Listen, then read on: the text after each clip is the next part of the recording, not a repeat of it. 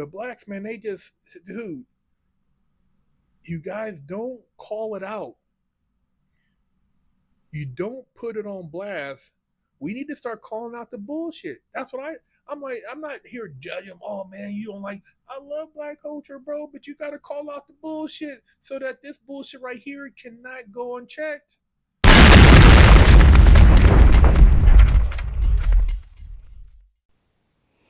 All right, so I just finished watching Big Herc 916's video about Cyrus Belton.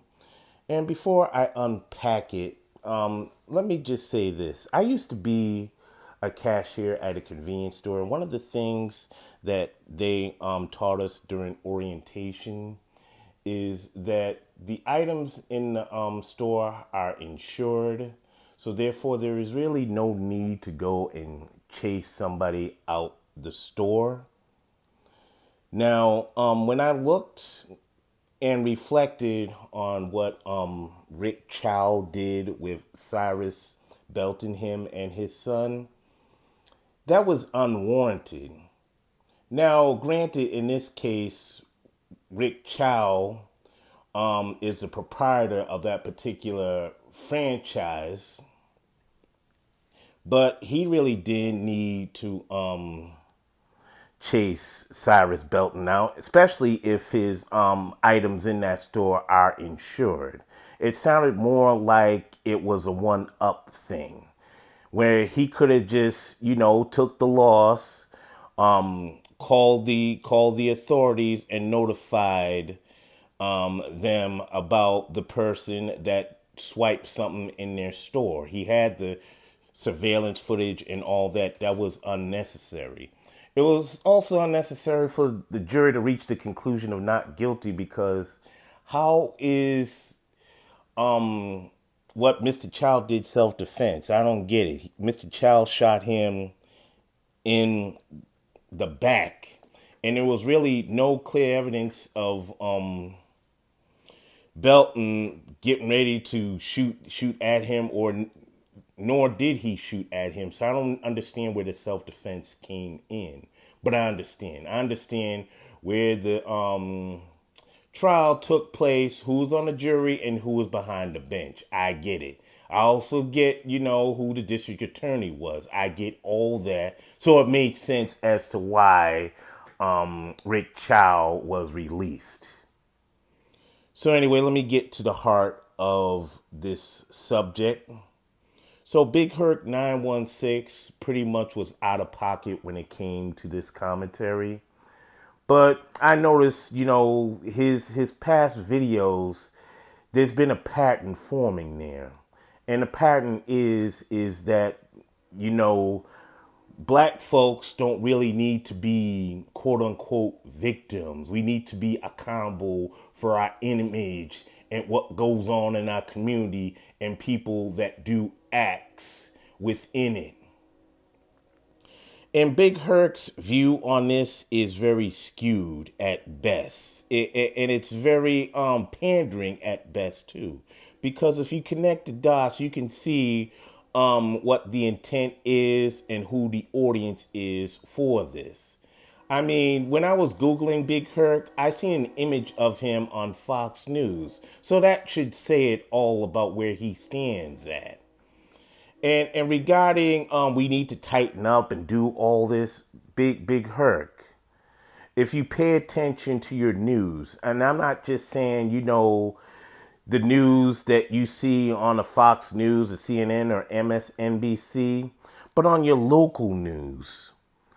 There are people that are within the community that do campaign and rally against proximity violence. And I'm going to call it proximity violence because the term black on black crime is pretty much overdone. And at this point, it's pretty much just used as a shaming tactic for those that want to call out police brutality and crimes like this for what happened to Cyrus Belton. And that's all it is at this point. They don't really care if people in the inner city neighborhoods are killing each other. They don't care. They just want us to shut up about certain things. Oh, you need to worry about this and that. Well, you know something. We could say that Charlie Kirk needed to be worried about what goes on behind his walls, but clearly he didn't, because if he did, he would have took proper precautions on that fateful day he decided to go speak on that stage, because it wasn't a brother that ended Charlie Kirk, nor was it an immigrant. It came from within his own community. But nobody is telling, well, you know something? Charlie Kirk's people need to tighten up. Nobody's saying that about Charlie Kirk, but when it comes to us, we're the easy target. We're the low hanging fruit. We're the low man on the totem pole when it comes to this. I say we need to push back on people like a Big Herc who's on his Uncle Ruckish stick, telling us what we need to do, what we need not to do. Come on, Big Herc. That was clearly not the case here. Rick Child didn't really need to go and chase Cyrus Belton out that store when there's surveillance footage in that store. When most of your convenience stores have surveillance cameras there, he didn't need to chase him. He was already on tape. They and one thing that they encourage us is not to go and play neighborhood vigilante or convenience store vigilante. If somebody swipes something out the store, the store is insured. But you have some of these people, own these franchises that go out and want to take it upon themselves and be judge, jury, and executioner. If this thing is insured, it just doesn't make any sense to me.